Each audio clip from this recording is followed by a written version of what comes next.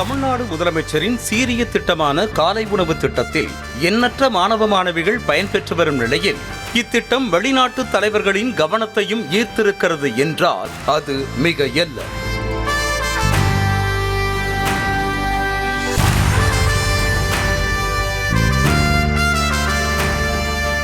இத்தகைய சீர்மிகு திட்டம் மாநிலத்தில் எந்த மாவட்டத்திலும் இல்லாத வகையில் திருவண்ணாமலையில் மேலும் சிறப்போடு செயல்படுத்தப்பட்டு வருகிறது. பிரிசர்வேட்டிவ்ஸ் இன்றி மகளிர் சுய உதவிக் குழுக்கள் மூலமாக பாரம்பரிய முறையில் தயாரிக்கப்படும் மசாலா பொருட்களை பயன்படுத்தி உணவு தயாரித்து வழங்கப்படுவதுதான் இதற்கு காரணம்.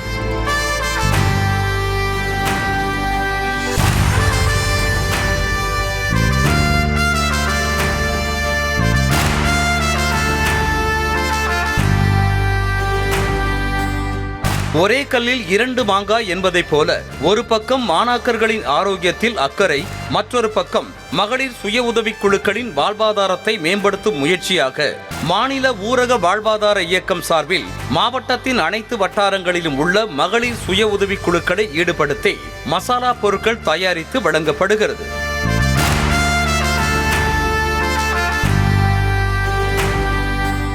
போடூர் பகுதியில் கிடைக்கும் தரமான மஞ்சள், ஜவ்வாதுமலை பகுதியில் கிடைக்கும் மிளகு உள்ளிட்ட பொருட்களை கொண்டு பாரம்பரியத்தோடு இயற்கை முறையில் மசாலா பொருட்கள் தயார் செய்யப்படுகின்றன.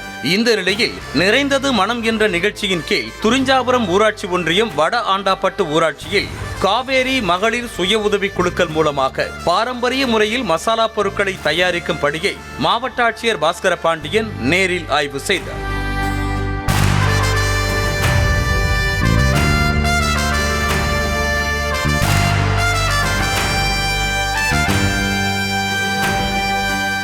ஆய்வுக்கு பின்னர் செய்தியாளர்களை சந்தித்த ஆட்சியர் பாஸ்கர பாண்டியன் மாவட்டத்தில் உள்ள 1684 பள்ளிகளில் பயிலும் 74,188 மாணவர்களுக்கு இதுவரை உணவு தயாரிக்க மாதந்தோறும் தேவையின் அடிப்படையில் குறைந்த விலையில் 3,262 கிலோ மசாலா பொருட்கள் காலை உணவு மைய பொறுப்பாளர்களுக்கு விநியோகிக்கப்பட்டுள்ளதாக கூறினார். இதுவரை மாண்புமிகு முதலமைச்சருடைய காலை உணவு திட்டத்திற்காக 1684 பள்ளிகளுக்கு தேவையான 3,262 கிலோகிராம் மசாலா பொருட்கள் அவர்களுக்கு அரைத்து வழங்கப்படுகின்றது. இதன் மூலமாக 74,158 மாணவர்கள் பயன்பெறுகின்றார்கள். முதலீடு போக ஒரு கிலோவிற்கு 35 ரூபாய் வீதம் 18 ஒன்றியங்களில் உள்ள அந்தந்த வட்டாரங்களை சார்ந்த குழுக்களுக்கு மொத்தமாக 3,262 கிலோவிற்கு மாதந்தோறும் 1,14,170 ரூபாய் இதுவரை நிகர லாபம் பெற்று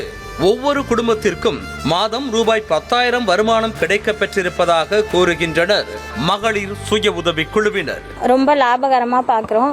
அதுக்கு முன்னே நாங்கள் கொஞ்சமாக தான் அரைச்சி சேல்ஸ் பண்ணோம். அதுக்கப்புறம் அங்கேருந்து வீட்டுக்கு அரைச்சின்னு போவாங்க. இப்போ பிடி மேடம் கலெக்டர் சார் சொன்னதுலேருந்து இந்த ஜூன் ஜூலையில் அரைச்சி கொடுத்ததுலேருந்து எங்களுக்கு இந்த மாதம் ஜூன் ஜூலைக்கு ஒரு 10,000 வருமானம் வந்திருக்கு.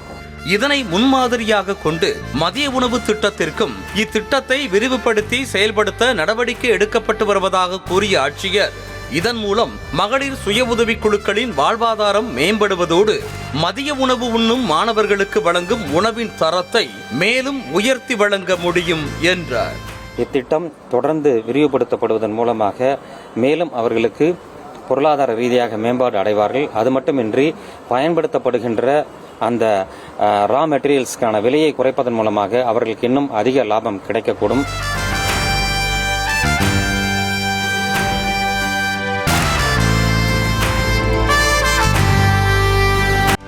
செய்திகளை உடனுக்குடனும் துல்லியமாகவும் தெரிந்து கொள்ள சப்ஸ்கிரைப் பண்ணுங்க.